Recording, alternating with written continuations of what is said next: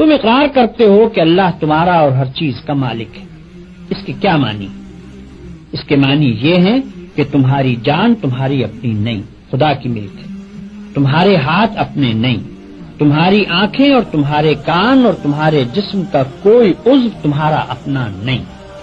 یہ زمینیں جن کو تم جوتتے ہو، یہ جانور جن سے تم خدمت لیتے ہو، یہ مال اسباب جن سے تم فائدہ اٹھاتے ہو، ان میں سے بھی کوئی چیز تمہاری نہیں. ہر چیز خدا کی ملک ہے اور خدا کی طرف سے عطیے کے طور پر تمہیں ملی. اس بات کا اقرار کرنے کے بعد تمہیں یہ کہنے کا کیا حق ہے کہ جان میری ہے، جسم میرا ہے، مال میرا ہے اور فلاں چیز میری ہے. دوسرے کو مالک کہنا اور پھر اس کی چیز کو اپنی قرار دینا بالکل ایک لغو بات ہے. اگر در حقیقت یہ بات سچے دل سے مانتے ہو کہ ان سب چیزوں کا مالک خدا ہی ہے تو اس سے دو باتیں خود بخود تم پر لازم ہو جاتی ہیں. ایک یہ کہ جب مالک خدا ہے اور اس نے اپنی ملکیت امانت کے طور پر تمہارے حوالے کی ہے تو جس طرح مالک کہتا ہے اسی طرح ان چیزوں سے کام لینا چاہیے.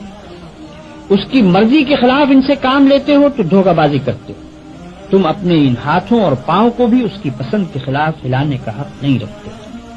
تم ان آنکھوں سے بھی اس کی مرضی کے خلاف دیکھنے کا کام نہیں لے سکتے.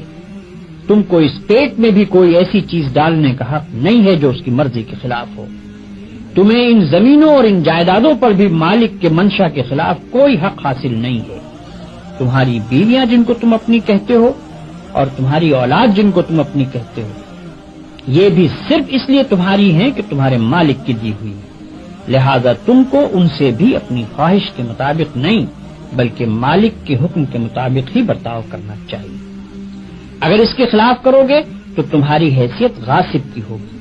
جس طرح دوسرے کی زمین پر قبضہ کرنے والے کو تم کہتے ہو کہ وہ بے ایمان ہے، اسی طرح اگر خدا کی دی ہوئی چیزوں کو تم اپنا سمجھ کر اپنی مرضی کے مطابق استعمال کرو گے یا خدا کے سوا کسی اور کی مرضی کے مطابق ان سے کام لوگے تو وہی بے ایمانی کا الزام تم پر بھی آئے گا.